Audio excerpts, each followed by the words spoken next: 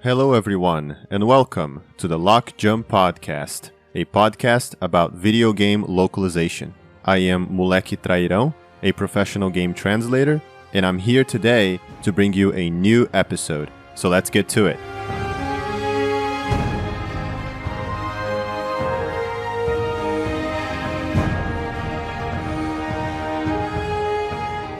Hey, I just wanted to give you guys a little warning before I show you the interview. This is my first English recorded episode, and English is not my native language, so you will notice some mistakes here and there. Just, please bear with me. So, with that out of the way, here's the interview. Enjoy.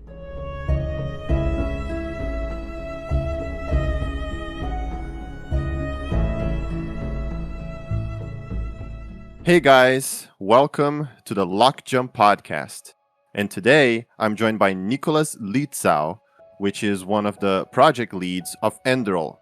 ENDERAL being this total conversion mod for Skyrim made by the Sure AI team, which is a German development team.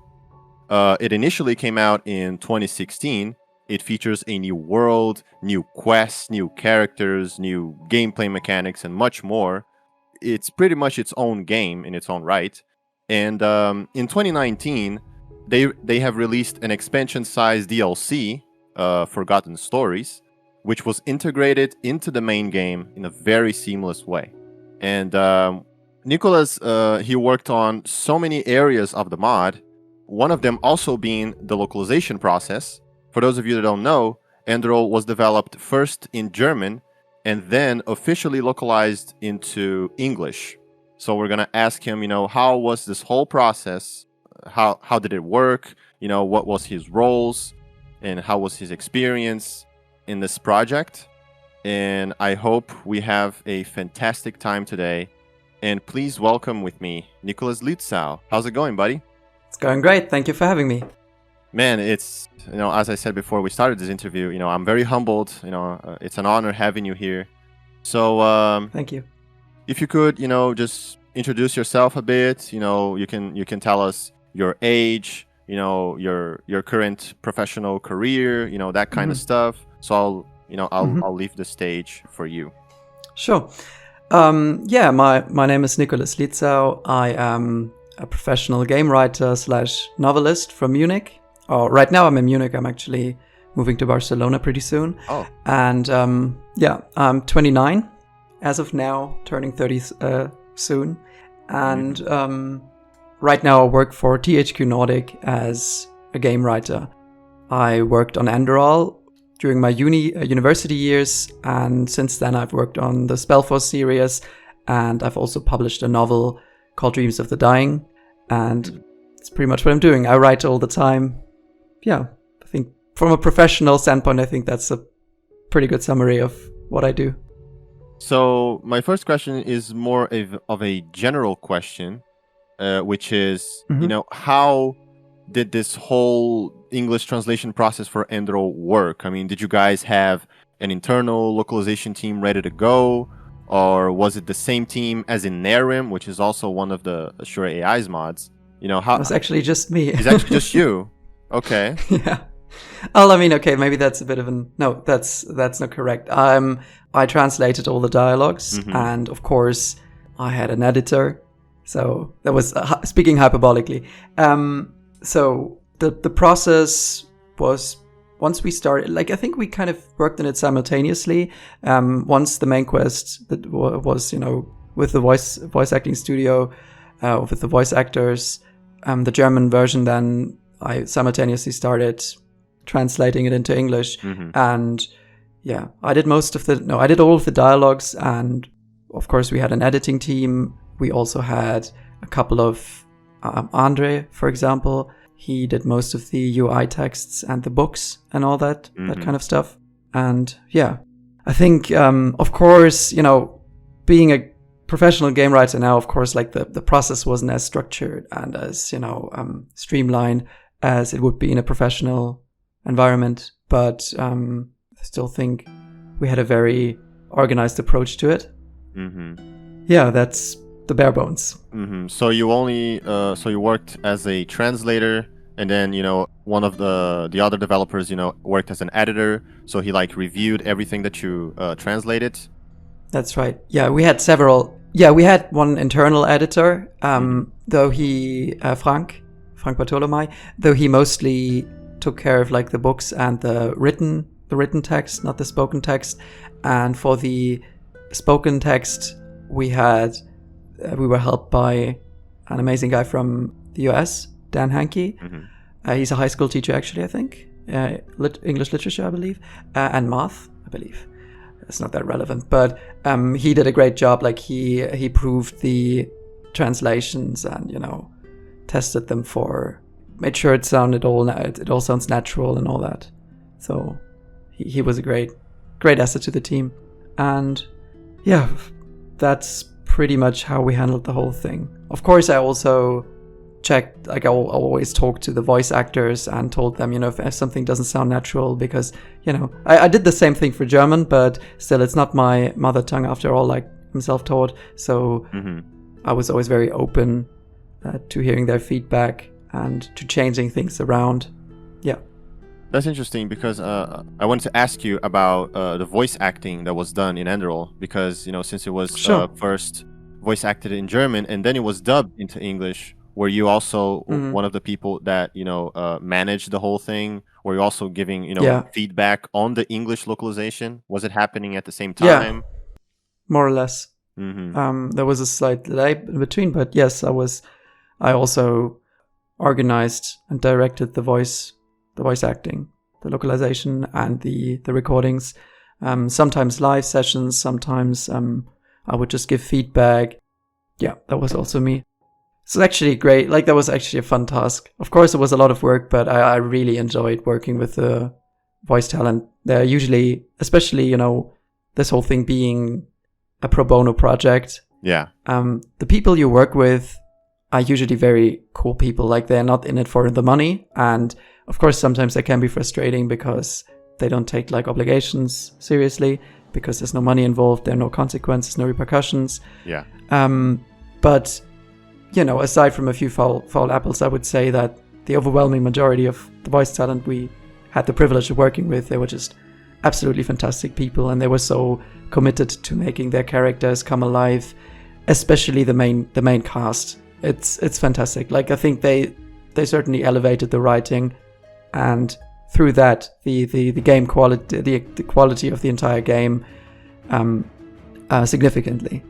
That's awesome. That's amazing.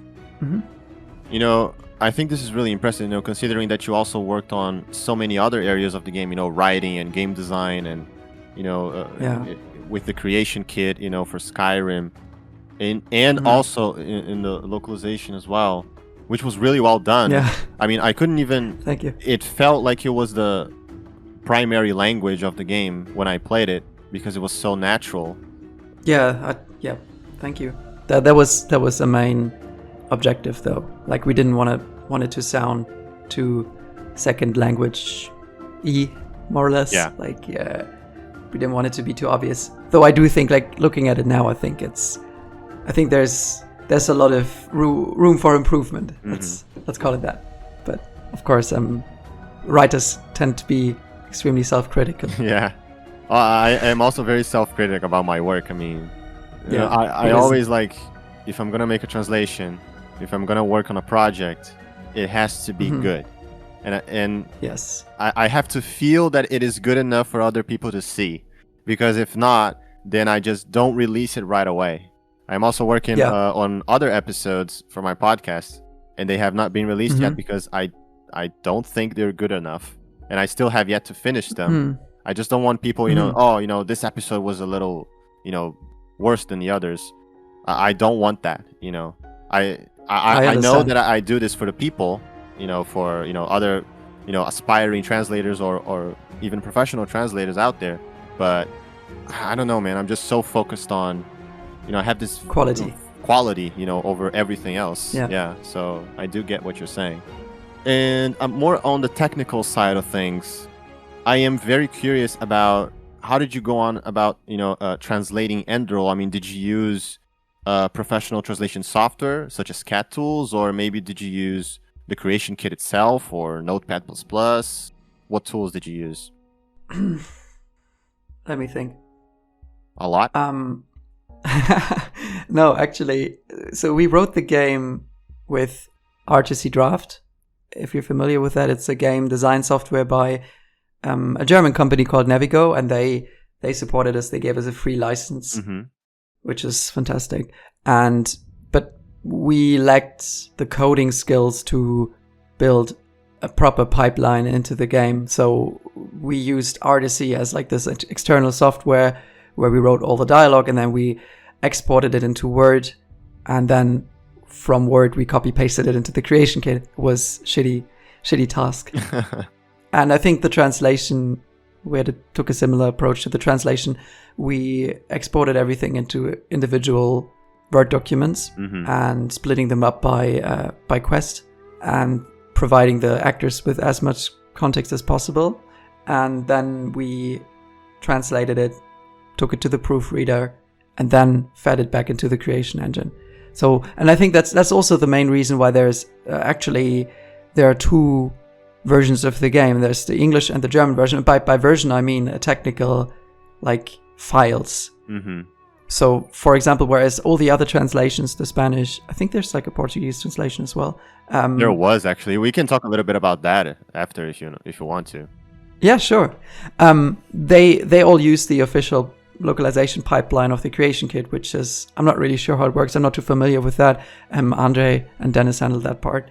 But for the English version, we basically just created like a separate, at the very end of the development cycle, we created like a copy of the master file and translated everything into English. This was very, very dirty work, but we just didn't work otherwise, because otherwise they wouldn't have, I think, there were some issues, basically because the English version differed sometimes. Sometimes I rephrased things to make them more organic, and that sometimes led to issues in the creation kit's dialogue processing system, where we had to split them up into more fragments depending on the language. It's a bit too technical right now, but that's the thing.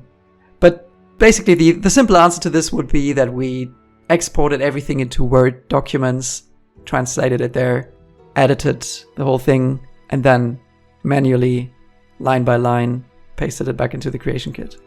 Interesting. And how did you manage to keep consistency between all the terms that are used in the game while translating a Word document? Because that must have been a little bit hard, right?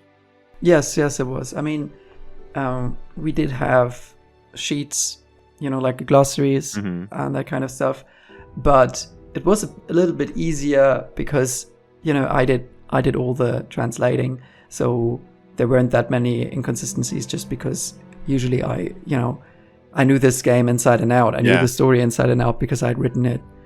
So the glossary was mostly for voice actors later on, to provide them with extra context. And pronunciations, of course, like that's a whole other issue. If you dub something, then voice actors need to know the pronunciations of, like, in universe specific terms or names. So, yeah. All right. And in the middle of this whole, localization thing that you guys were doing, were there like any challenges that you might think it's interesting to share, be it technical or language related, that you thought, I'm going to need a little bit more time to think about how I'm going to translate this into English and sound natural? Well, I mean, it was an ongoing process. Of course, we often found ourselves stuck at certain points and just, constantly thinking about how to best translate the whole thing. There weren't any, like, glaring issues or glaring problems. I know, for example, that this is something in my work as a game writer for THQ. I don't directly work with the translators. I work with like the localization manager, but I often answer like the translation team's questions. And I know that there are like often issues with, especially like genders.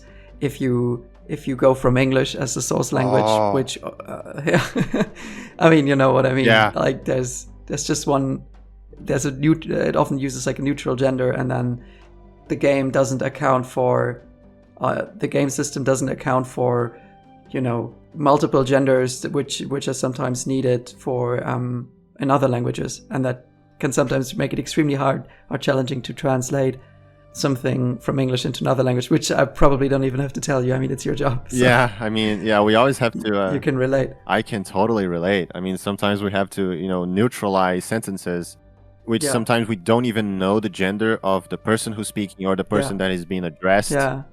And that becomes a challenge, man. The general, go see general, blah, blah, blah. And then there's no indication whatsoever as to that person's gender. And that's, I think 80% of the question, okay, maybe 60% of the questions I constantly get from the localization teams is, what's that character's gender? Even though we try to, we provide them with detailed lists, like a character sheet, like a character Bible. But sometimes people will just refer to another character in a side sentence, like, oh, I saw this woman I saw this farmer the other day, for example. And then obviously this farmer doesn't exist, like it's not an actual character, it's just a reference. So people will ask, the translators will always come to me and ask, oh, what's this person's gender? But we didn't have that issue because it was actually a simplification, like coming from German, which is very, as any German speaker or German student will tell you, student of the German language will tell you, it's extremely tricky. Like we have a lot of, everything is gendered and it sometimes doesn't even make any sense. Like, for example, the challenge would be feminine in German, it's die Herausforderung. And there's no logic to this. You just have to learn them by heart. So, but that actually, coming from German, translating into English was actually a lot easier in that regard. And besides that, I think we just, there's always the question of, how to handle vulgarity, because every culture's sensitivity towards these things is different. So I think that's also always something to keep in mind, like an insult that might be perfectly possible in German might be extremely offensive in English. So it's these kinds of issues that you kind of have to approach with a lot of sensitivity and just kind of tiptoe around certain issues altogether. Yeah, that would probably be like just finding a tone. And I don't even think, looking back, I don't think I did a very good job. Like the writing could have been a lot better for the dialogue could have been a lot better for the English version. But I think that was the biggest issue or the biggest challenge. Yeah. Oh, it was really good, man. I mean, I have never even well, if I'm gonna be a little bit critic about it, it wasn't about. I have this little. I have noticed something. It's a little issue. It's not about tone or gender or anything. It's just that sometimes when a character would speak, he would speak a few words that were written differently than what was being shown in the subtitle on the screen. Oh yeah, sure. Yeah. That happens all the time. Yeah, that was because I specifically instructed the voice actors to make it as natural as possible, and sometimes they would just deviate slightly, and we just didn't catch all of these. We caught most of these. I mean, I'm not sure. You said you didn't play ENDERAL until what, last year? Oh yeah, I played it. I think it was in the beginning of this year. Yeah. Okay. Or end of last year, but it was really pretty recently. Well, okay. So when it came out, there were tons of mismatches, voice over and dialogue, subtitle mismatches.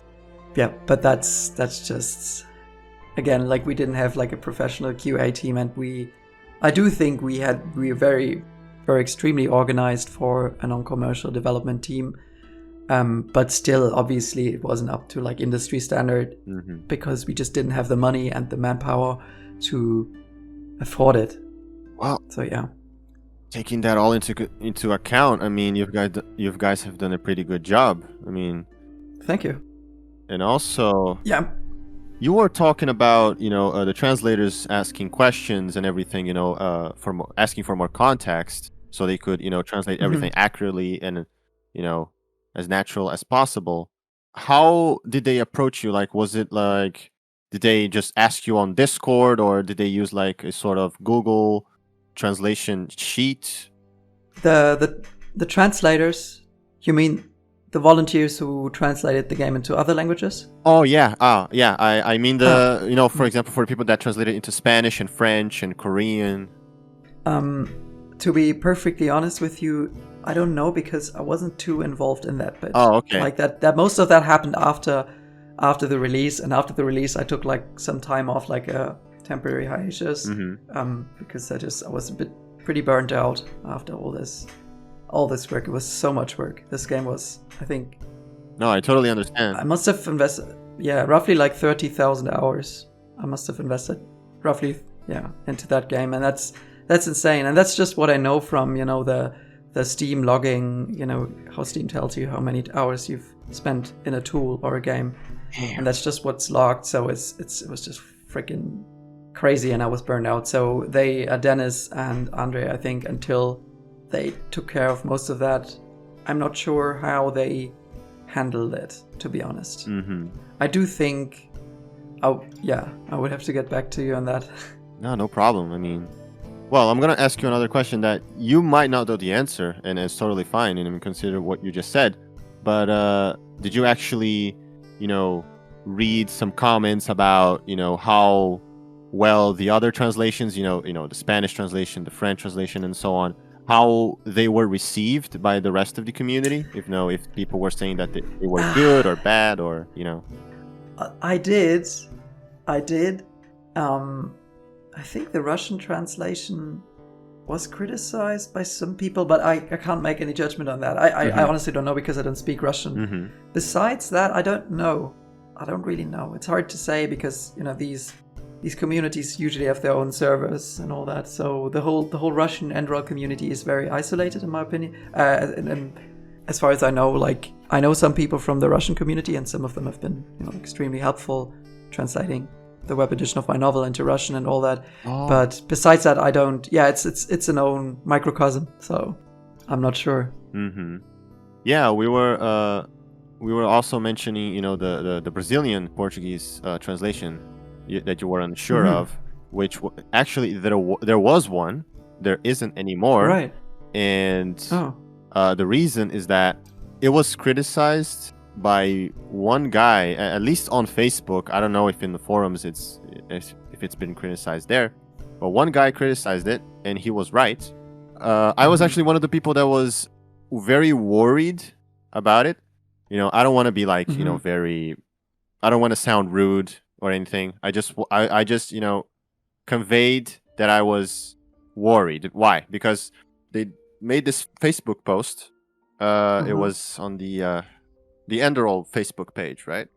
And they said, the game is now available in Brazilian and Portuguese. I was like, damn, that's awesome. I'm gonna download the game now. But this was years ago. I think it was in 2018. But I haven't played all that much. I have really started playing it like really recently. And so, I went into the website. The website was also in Portuguese. And I thought, okay, that's awesome. But then I started to notice some things that were off. Very like, this doesn't seem very human translated. Okay. Yeah, sounded wooden. Yeah, I was like, I'm really worried about this. And then that made me not want to, try the game out. I immediately went to the Facebook post and I told him that, how I was worried and everything. I wasn't judging because I didn't know how the game was translated. I didn't even test it, so I couldn't say.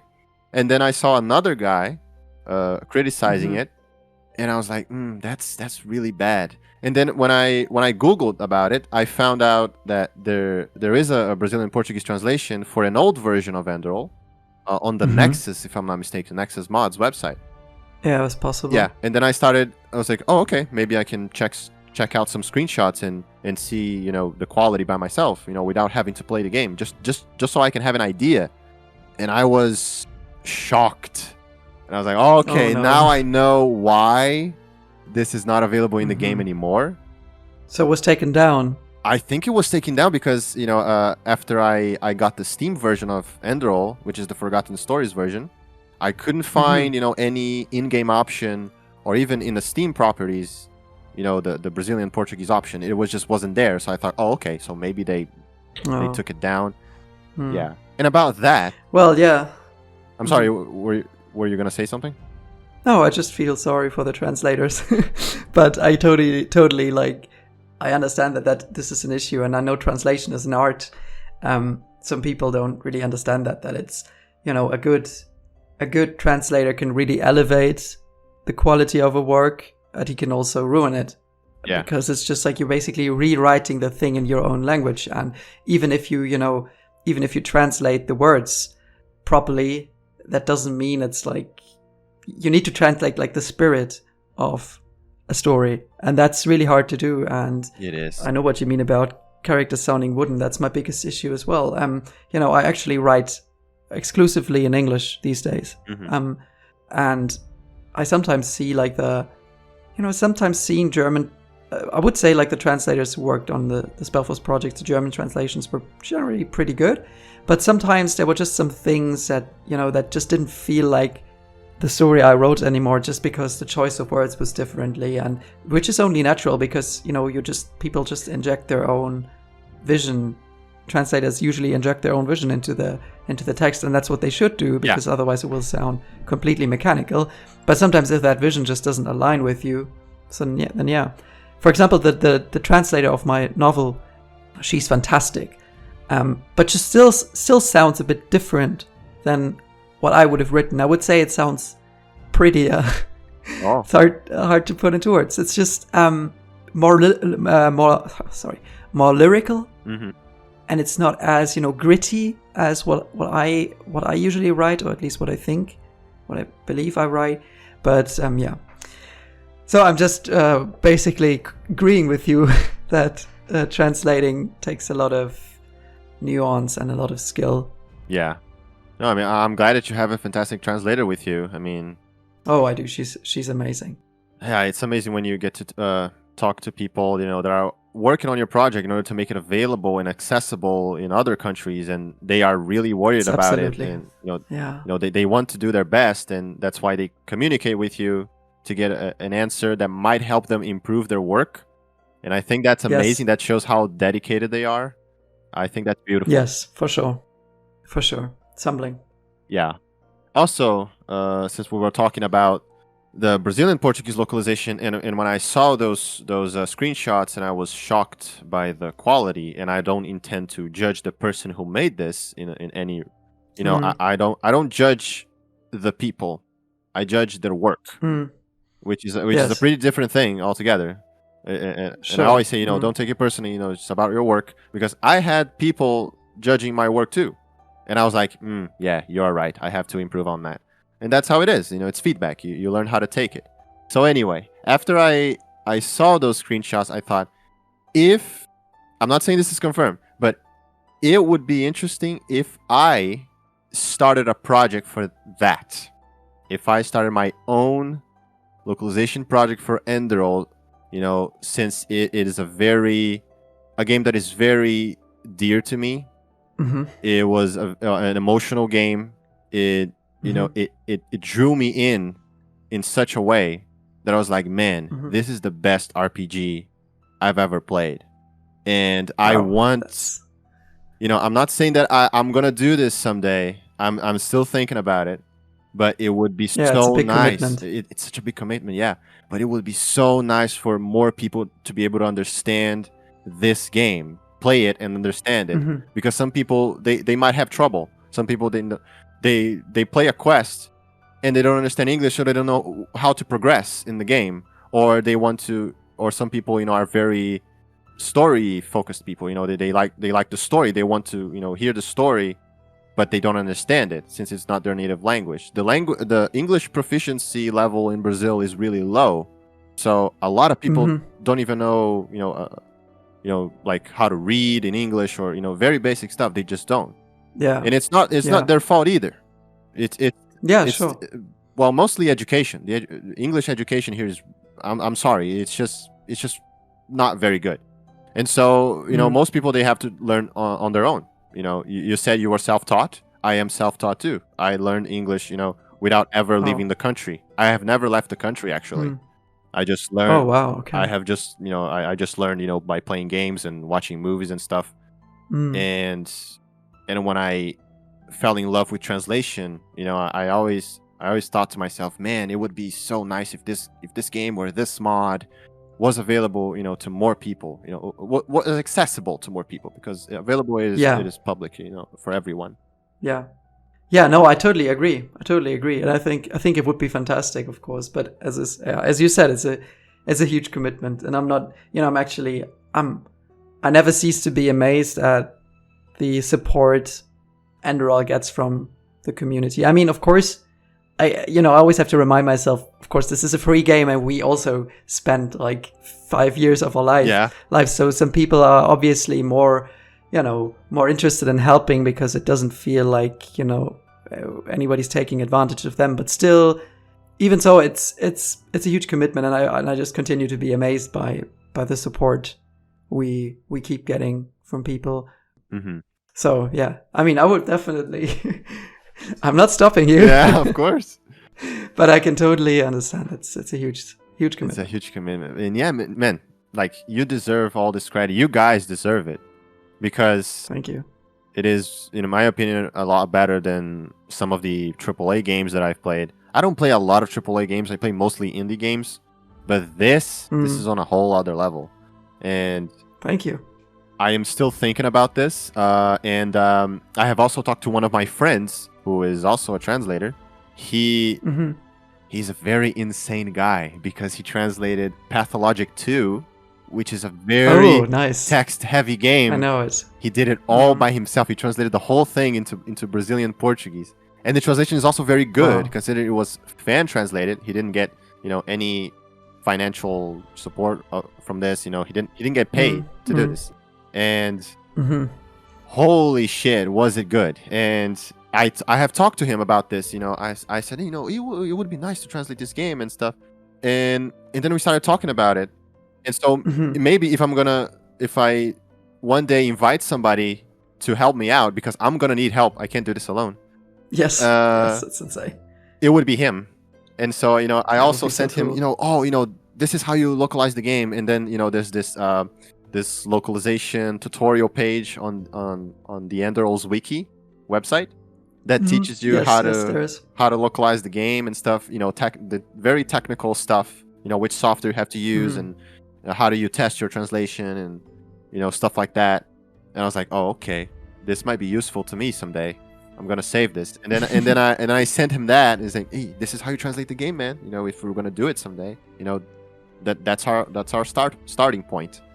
But yeah. I mean, you can certainly reach out to us on Discord as well. I think, Dennis knows more about like the technical details of the whole thing, but we are humbled and grateful when people, do this. So we are happy to help. Like, it's not like, thank you, man, you'd be completely on your own in the technical set of things. No, sure. I thank you. It's the biggest compliment you can basically give us, and also me as a writer, is that, you want this, you want to spread the word, and that's humbling. It's like fan art. I love fan art, and I try to, find every artwork out there, every song, fan song. I'm not even sure.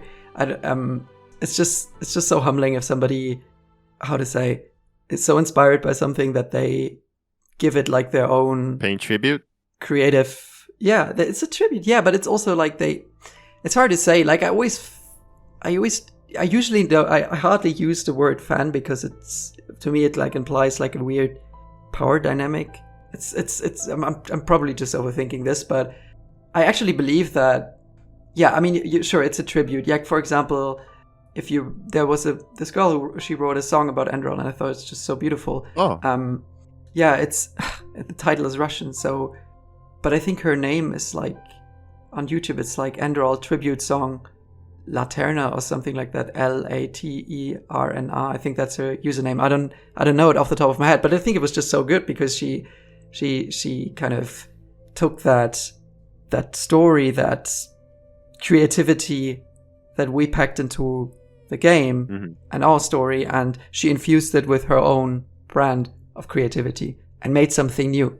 And probably it sounds very meta and very metaphysical what I'm saying here, but to me that's a very humbling and beautiful thing. Like I'm moved every time this happens, just because it's so cool.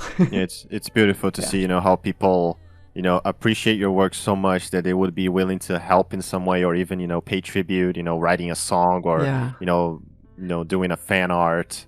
or even translating Exactly. your game. I mean, that's I think that's beautiful. I mean, when I see it is. Oh man, it always like impresses me when I see, you know, this kind of stuff. You know, people make, you know, out of, you know, no charge at all, just because they love it. And Yes, you know, I have fan translated some games as well. Not, you know, not as big as ENDERAL. You know, like, you know, first person shooters mostly because that's my main genre. You know, I play mostly I play mostly first person shooters, but some RPGs here and there. You know, Bethesda titles are really my thing. And yeah, I just wanted to share with you this idea of mine. I don't know if it's ever gonna get, if we're ever gonna get like this out of, you know, out of the planning stages. I don't know, but I thought it would be interesting to share. Yeah, no, thank you for sharing. As I said, it's I'm humbled. It would be super cool, of course. Yeah, and so getting back to ENDERAL, one of the things that I've noticed that if it's really what I'm thinking, it's gonna blow me away.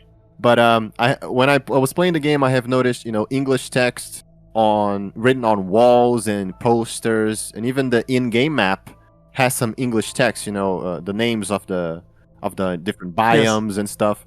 And so I was thinking, like, okay, was all of these textures in German, and you also localized the textures into English? Yes. So you guys also... Yes. You translated the fucking textures. Yeah. Yeah, we did. But just into English, of course. Okay, yeah, of course. As I said, English uses different files, so that's why it was possible. Mm-hmm. That's the thing. But I actually do believe... No, on second thought, I think the Russian... There are some translators out there who also translated the textures, I think. But yeah. All or nothing. Damn, that's amazing, man. I've only saw this sort of thing happening like very few times. You know, it's very rare to see something like, oh, we're gonna translate the whole game, even the textures.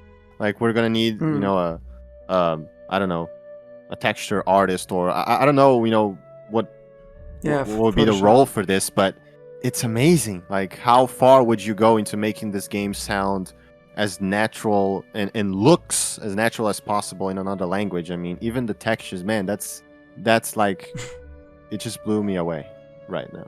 Thank you. I mean, to me, I'm even more of a perfectionist in my novels. Like, I think a lot about language, and for example, to me, it's a prerequisite for good immersion to have a coherent, you know, approach to language in your fictional world. So, for example, what I'm saying is, I know some games do this, and some writers, they, admittedly, I did this for ENDERAL because there wasn't so time to be as perfectionistic as I'm with my novels. But for example, it really bothers me when translators or authors just make up weird sounding fantasy names that have no etymology. So basically, you have this game and every character sounds English, like, I don't know, William, Jake, William, Arthur, Samuel, and then you have someone who's suddenly called, like, I don't know, Esteban, and I'm like, where did that come from? Yeah. So there's this German studio which I actually love, so I'm no shade, but Piranha Bytes, who did Gothic, they do that all the time. Like, they have in the Gothic games, like, they just have characters which have like English names or German names, and then suddenly you have a character with a super Spanish sounding name, and I'm like, where does that come from? Like, Spanish doesn't exist in this universe, right? Unless it's the Spanish version. Like, you always have like the way, at least to me, writing works, writing for a fictional setting, especially, you know, in regards to localization, you kind of assume that that English is actually another language in universe terms. I'm not sure if that makes sense. So, for example, in ENDERAL, people would speak Andrelean, but because we don't speak Andrelean, you translate it into English. You see what I'm saying? Yeah. And that's why it's kind of it's dangerous for me, and it feels very jarring to have like such an obvious sounding foreign word, you know, even though of course all the words the languages are connected and all that, but still, I'm very pedantic about this. Yeah, I mean, they must have the reasons to choose, different names and stuff. I tend to be very careful with that, and I also, some names, depending on how they sound and depending on what language they are based on. For example, ENDERAL, they have their own language, right? Mm-hmm. And so, I wouldn't mess with some of the names unless they sound like a curse word, a curse word in Portuguese. Yes. Because that happened to me, in a few projects. Actually, one project I can remember, there was one character, and her name was something like Shana in English, or something like that. Yes. In English. Yeah, that's the. And I was like, man, that does not sound right in Portuguese. If I would translate back into English, it would sound like pussy. Like a oh really? Yeah, like a vagina. And then I was like, man, I can't leave this like this. And then I changed one letter in the name so it would sound differently, and wouldn't make people wouldn't make fun of the name, right? So that's why I changed one letter. And that's all. Yeah. Her name is Zana now, or something. I don't remember because that was years ago. But I had to change her name. And then one of the project managers came to me and said, "Oh, the end client, asked you, why this name has been changed in Brazilian Portuguese, but in the European Portuguese version, it was kept as is." Oh. And then I explained to her my choice. So, because of this and this and that, what I just told you about. And then I haven't got an answer after that. I mean, there are some communication problems depending on for what company you work for. I mean, sometimes they answer you, sometimes they don't, and you don't know what to expect. But that's a whole nother thing. That's not our focus here. Yeah, no, but I'm just saying. I think personally, as a writer, I really appreciate this attention to detail. When somebody translates something, it's usually a hallmark of a good translator, in my opinion, because some people just won't care, and then you have a character named Pussy, of course. Yeah, right. We had to change it, and there are some examples in some TV shows and some cartoons, even some anime that were translated into Portuguese. They had to adapt some character names because otherwise they would sound like cursing.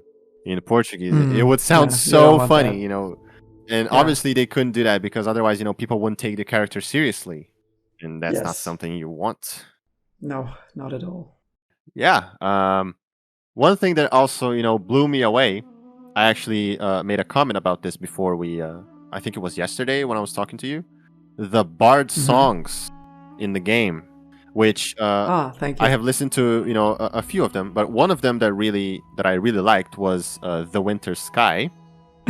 And what I've noticed is that the same people, you were also one of the people involved in the making of this song. You guys made both versions in English and in German, and it was also performed by the same singer. Yeah, Lara Trautmann.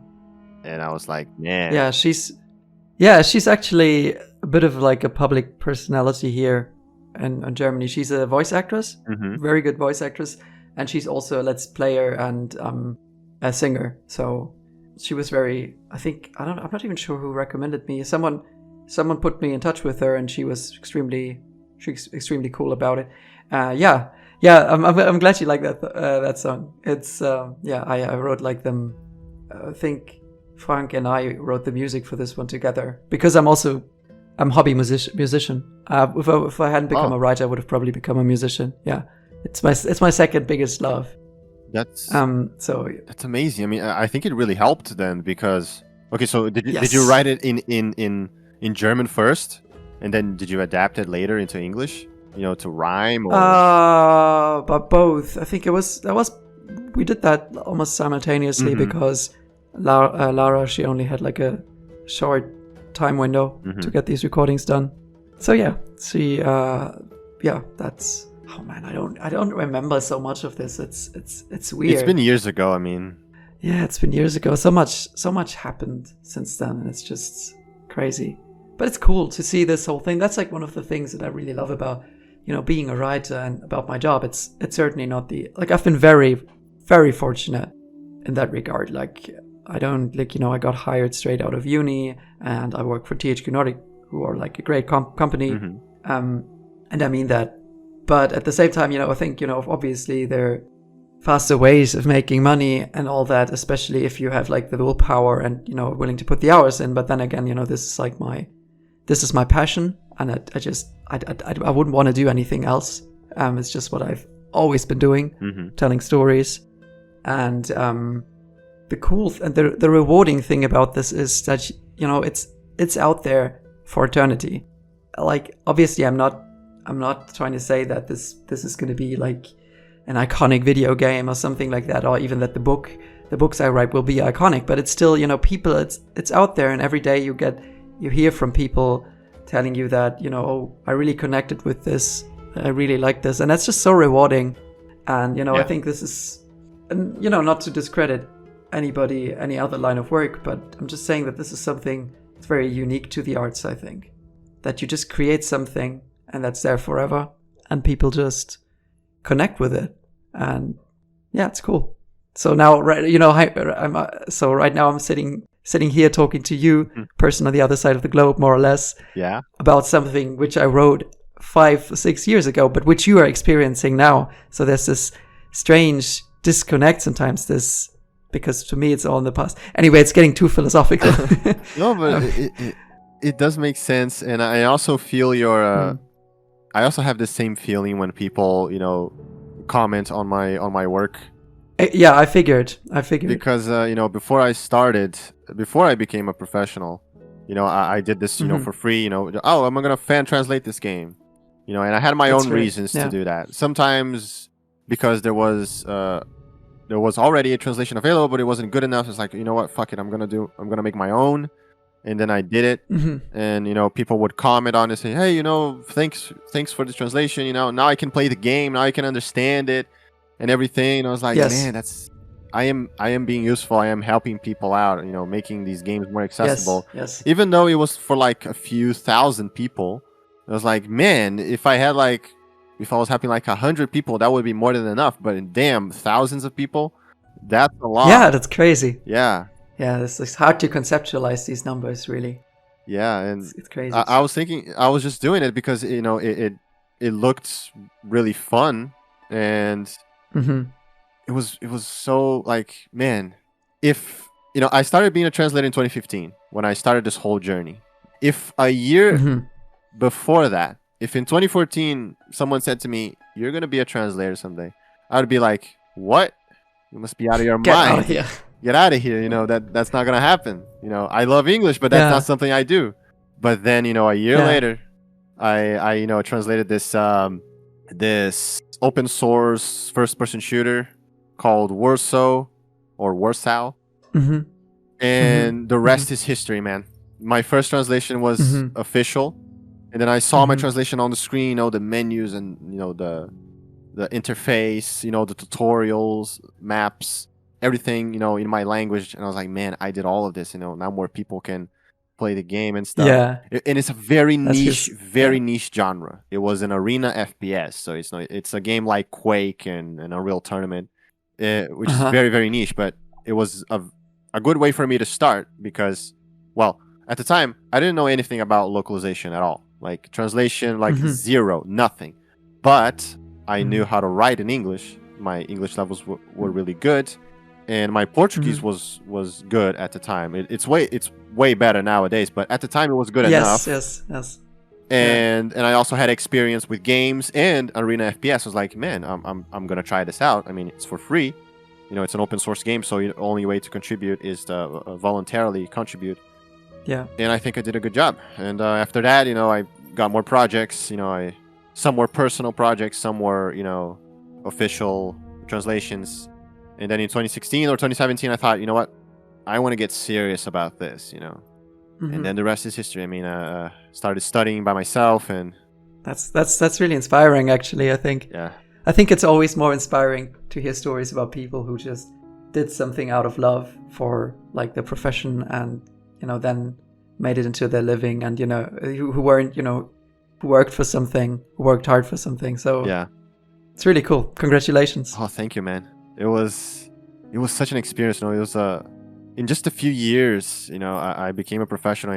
A company hired me, and they gave me so much feedback. It was actually interesting because when I did this translation test, I actually failed. I actually failed the test. Oh, okay. And then they were like, "We're gonna hire you anyway, and we're gonna show you how it's done."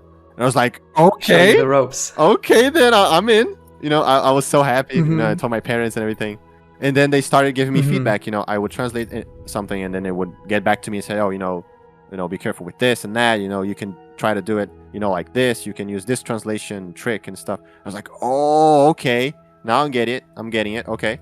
And then a few months later, I was like, I just knew how to do it. And you told me that you were self-taught. I am also self-taught. I went to college, but I never got a degree. I flunked out of college. I dropped it. And I was, it was one of the best decisions I've ever made. I'm not saying that you shouldn't go to college. I'm not saying anything like that. It's just that it didn't work for me personally. I wasn't learning anything. And I thought it would be better for me to learn things by myself and in my own pace. It worked out wonders for me. Yeah.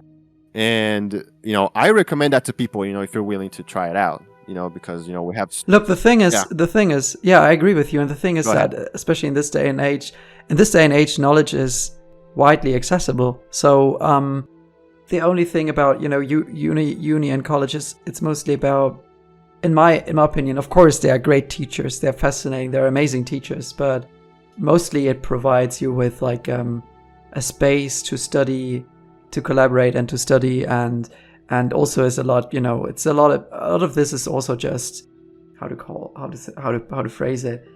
It's like adornments, basically. Some jobs, especially I think in the US, I've never lived there, so I can't really, I don't know the details, but according to what I hear, like uni basically predestines your career path, because if you're like from a renowned uni, then you automatically know people. But especially in this day and age, the knowledge is out there. Like, right, you need an internet connection, and then you can teach yourself. Well, I wouldn't say anything, but a lot, and especially in our profession, in the creative crafts, because I do consider translation ultimately creative. Yes. Because as I said, like you're rewriting the thing, and if it weren't creative, then a robot could do it. So I think in this day and age, you can just really do your own thing, but it's harder. I think I don't need to tell you this. It worked out for you. It worked out for me, but it's not the easiest route. And it's not. I talk about this a lot. It's not. No, I talk about this a lot with my friends, my writing friends, because I chose to self-publish my novel. But my goal was basically to set a new standard in indie publishing, in terms of production value and all that. And I think in terms of production value, I really succeeded.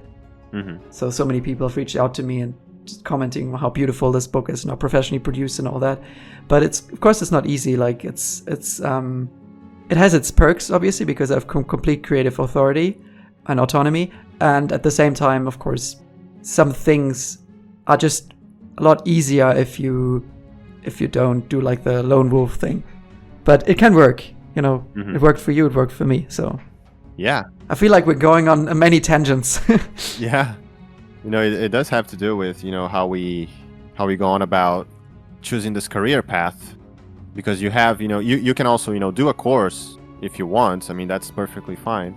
I did some very short those online courses that are like 2 or 3 hours long, just so I could put something in my CV, and send it to companies, so they could choose me to send the translation test, and then I could get tested and stuff. But it's not, I mean, at least in my field, it's not mandatory for you to have a college degree. But if you want to, and it works for you, you are learning, and you also get the social experience with other people. It has its perks. It does, yeah, for sure. I wouldn't want to miss uni. Yeah, and for me, it just wasn't working, and I felt so bad, because I wasn't the one paying for my college. my college studies. My parents were.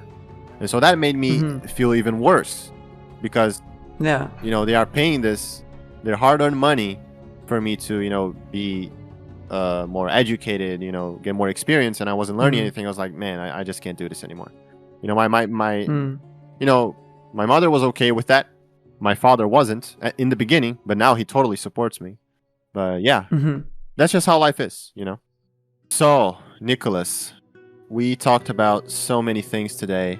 I am so honored to have you here, and thank you for taking the time to talk to me today and to my audience about what you do. It was amazing, experiencing your work through ENDERAL. It really, resonates with me, and makes me very happy that I got a chance to play ENDERAL in English since I don't speak German. And so, I'm very thankful to you, in a lot of ways. And we got to the end of the show, the episode, that is. Would you like to, give some shout outs to some people or say anything else before we get out of here? Well, no, just thanks for having me. Thank you for the compliments. And I think, I speak for the entire team when I say that. So maybe if more people find out about the game through this podcast, that's great. Thank you, man. Peace out. Bye.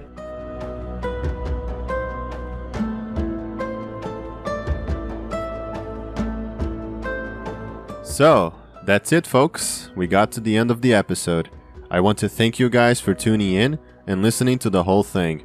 If you are listening to this on YouTube and have any kind of feedback, please feel free to share in the comments. Also, don't forget to leave a like if you enjoyed the podcast. See you guys in the future. Peace.